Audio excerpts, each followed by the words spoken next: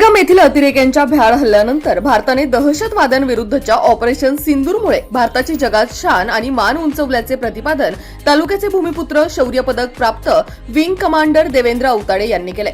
बेलापूर ग्रामपंचायत व बेलापूर एनदपूर ग्रामस्थांनी आयोजित केलेल्या सन्मान सोहळ्यानिमित्ताने विंग कमांडर देवेंद्र अवताडे बोलत होते। अध्यक्षस्थानी तालुका संजय गांधी निराधार समितीचे अध्यक्ष शरद नवले होते। यावेळी गणपतराव अवताडे, रामभाऊ अवताडे, सरपंच मीनाताई साळवी, जालिंदर कुरे, भास्करराव खंडागळे, भाऊसाहेब कुताळ, अभिषेक खंडागळे, विष्णुपंत डावरे, देवीदास देसाई आदी प्रमुख उपस्थित होते। देवेंद्रजी आमचे सहकारी बाबासाहेब पटेल अवताडे MD माळेवाडीचे, गणेश कारखान्याची MD, त्यांचे हे चिरंजीव।